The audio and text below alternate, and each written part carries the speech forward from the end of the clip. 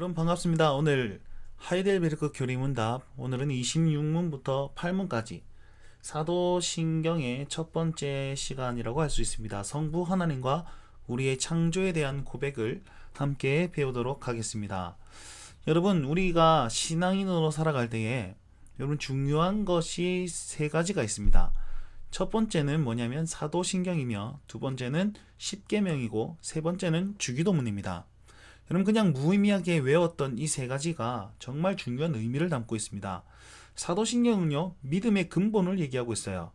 그래서 근본의 내용을 얘기하고 이것을 믿어야 됩니다 라고 얘기합니다. 그래서 그것을 배우고 믿고 고백한 사람은 이제 그리스도인이 되는 것이죠. 그럼 믿은 사람이 어떻게 살아야 됩니까? 바로 십계명을 통해서 이렇게 살아야 됩니다 라고 말씀하십니다. 그러면 십계명을 그냥 우리가 다 지킬 수 있습니까? 다 지킬 수가 없어요. 우리는 전적 타락한 인간이기 때문에 아직도 죄의 성향이 남아있기 때문에 다 지켜낼 수가 없습니다. 그렇기 때문에 주기도문을 주심으로 기도하면서 그 일들을 행하라 라고 하시는 의미로서 주기도문을 우리에게 주셨습니다. 자, 이제 이 교리문답의 거의 첫 번째 시간으로 사도신경을 함께 좀 배울 텐데요. 지난 시간에 우리는 참된 믿음에 대해서 배웠습니다. 참된 믿음은 확실한 지식, 굳은 신뢰, 공교회적 고백을 의미하지요. 그래서 이 세 가지는 성령님이 주셔야만 우리가 확신할 수 있고 참된 믿음으로 나아갈 수 있습니다. 그리고 이 믿음은 바로 사도신경에 잘 요약되어 있습니다. 세례식을 위해서 제정된 것이 사도신경이고, 그리고 삼위일체를 강조하는 것이 그 특징입니다. 그렇다면 사도신경은 어떻게 구분할 수 있습니까? 성부 하나님과 우리의 창조, 성자 하나님과 우리의 구속, 성령 하나님과 우리의 성화, 이 세 가지로 삼위일체적인 관점에서 구분할 수 있습니다. 오늘은요, 성부 하나님과 우리의 창조에 대해서 배울 것입니다. 성부 하나님을 얘기할 때 우리는 두 가지를 크게 얘기할 수 있습니다. 그분이 창조하셨고 섭리하셨다는 사실입니다. 26문에 보시면 전능하신 아버지 하나님의 창조는 무엇을 말합니까? 세 가지로 얘기할 수 있는데요. 그의 전능하심과 영원하심과 아버지 되심을 통해서 그것을 답변합니다. 27문, 섭리란 무엇입니까? 바로 보존하고 다스리신다는 뜻인데요. 이것을 고백할 때의 의미와 유익이 바로 28문에 있습니다. 섭리를 믿는 자의 유익은 세 가지인데요. 고난 중에 인내, 형통할 때 감사하며 미래에 대한 확신으로 살 수 있다는 것을 말합니다. 자, 조금 더 세밀하게 자세히 알아봤으면 좋겠습니다. 26문입니다. 전능하신 성부 하나님, 천지의 창조주를 나는 믿사오며 라고 고백할 때에 당신은 무엇을 믿습니까? 자, 여러분, 우리가 사도신경을 고백할 때 성부 하나님에 대해서 뭐라고 고백합니까? 바로 전능하신 분, 영원하신 분, 아버지 되신 분으로 요약해서 고백하고 있습니다. 자, 전능하신 분에 대해서 함께 살펴봅시다. 하나님은 전능하십니다. 그럼 어디에 전능하십니까? 모든 것에 전능하시죠. 근데 그 모든 것을 조금 좀 요약해보면 이렇게 요약해볼 수 있습니다. 바로 성부 하나님이 전능하신데 그의 창조를 통해서 전능하심이 나타나셨습니다. 전능하신 성부 하나님은 그의 구원을 통해 전능하심을 확인시키셨습니다. 전능하신 하나님은 그의 통치를 통하여 전능하심을 드러내셨습니다 라고 고백할 수 있습니다. 자, 창조하셨대요. 전능하심으로. 바로 무에서 유로 창조하신 것이 전능하심의 표현이지요.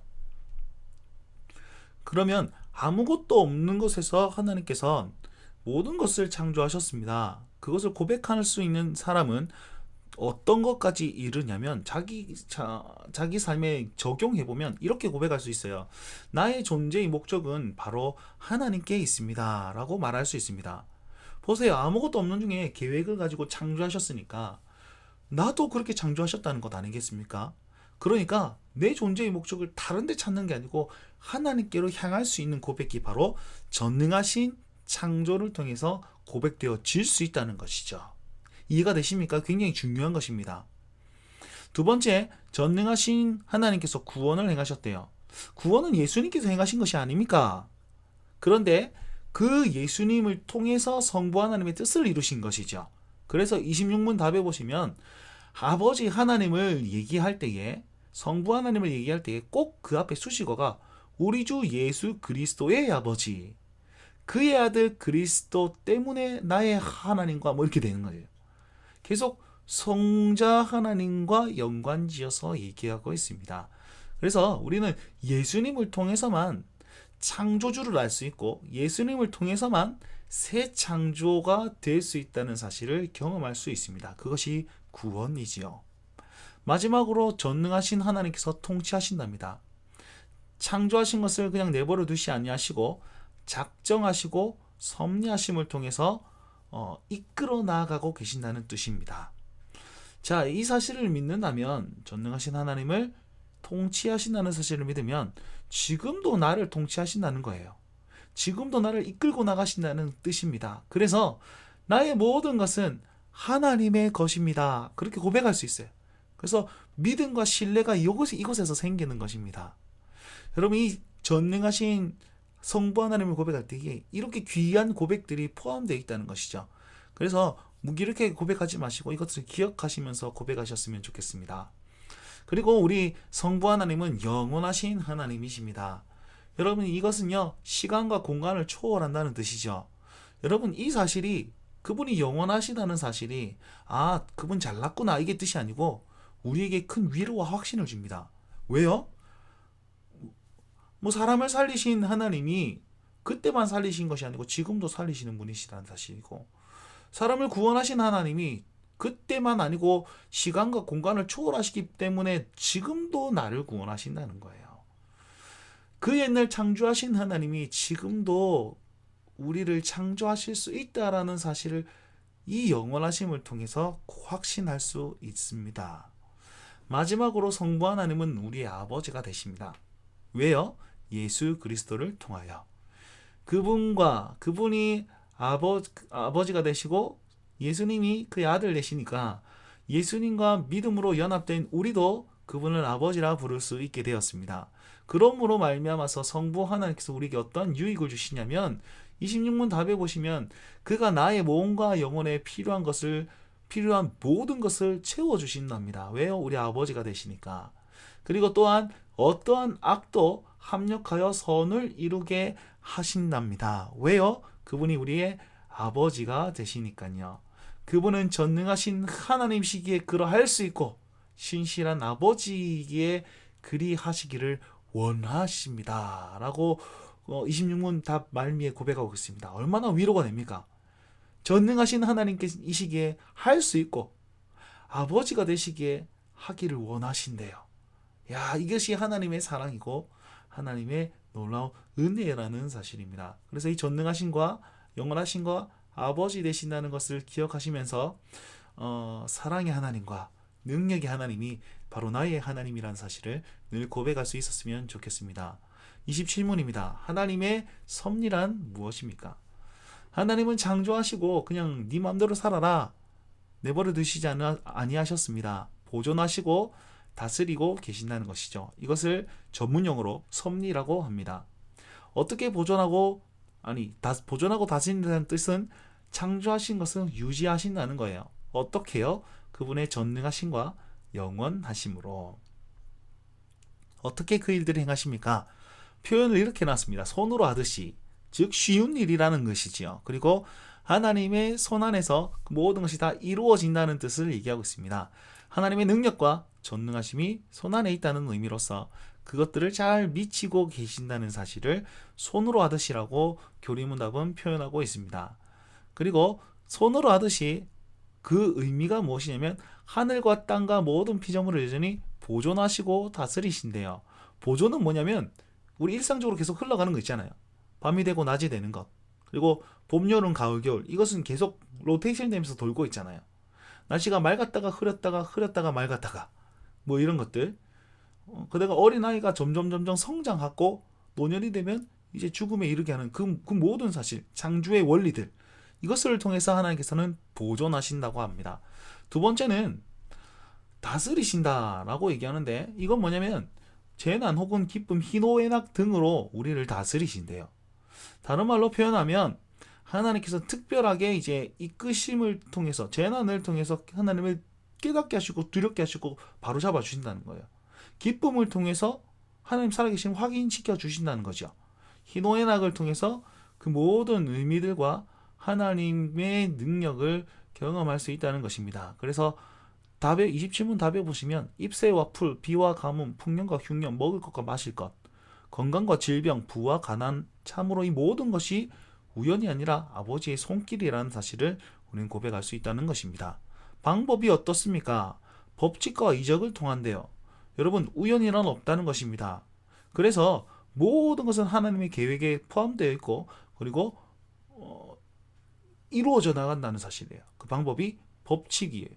앞에 얘기했듯이 보존하시는 것, 로테이션 되는 것, 그리고 이적이랍니다. 여러분, 이적이라고 얘기할 땐 우리는 방언한다, 환상을 본다, 이런 것들을 생각하잖아요. 죽은 자가 이게 부서진 것이 병자가 낫는다, 이런 것을 얘기하잖아요. 기도했더니 나았다, 이런 거 얘기하잖아요. 여러분, 근데 여기서 말하는 이적은 무엇을 포함하냐면 이런 거죠. 하나님이 인간이 되셨다. 성육신하셨다. 이게 기적인 거예요. 그죠? 그리고 동정녀의 탄생, 처녀가 성령으로 애를 낳았다. 애를 낳았다. 기적인 거죠. 그리고 죽은 자가 살아났다. 예수님 부활하셨다. 기적인 것입니다. 그리고 승천하셨대요. 하늘 구름 타고 올라가셨답니다. 얼마나 기적 중에 기적입니까? 그리고 그분이 다시 오신답니다.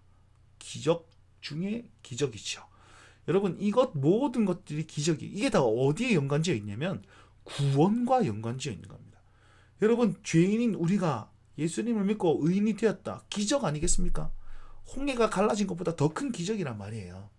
그래서 이 이적을 통해서 우리에게 구원을 확신시켜 주셨습니다. 쓸데없이 나았다, 금리빨로 변했다, 이런 데 관심을 가지지 마시고 진짜 기적적인 것은 우리가 지금 살고 있다는 것입니다. 여러분, 이 방법으로 하나님은 우리를 구원하시고 그리고 이 만물을 법칙으로 이끌어 나오고 계신다는 사실을 믿으시기 바랍니다. 이것을 믿을 때에 우리는 어떤 유익을 얻습니까? 자, 모든 피조물이 하나님의 손안에 있대요. 그렇기 때문에 우리 인생에 고난이 올 때에도 인내할 수 있습니다. 즉, 이것은 고난도 하나님의 섭리이기에 고난의 때에 그 인도하심을 기억할 수 있는 것이죠. 그러니까 참을 수 있게 되는 거죠. 믿음이 생기는 거죠. 그리고 하나님의 모든 피조물이 하나님 손안에 있기에 내 인생이 형통할 때 감사할 수 있습니다. 즉, 불안함이 없다는 거예요. 못 가진 것에 대한 불안함 아니에요.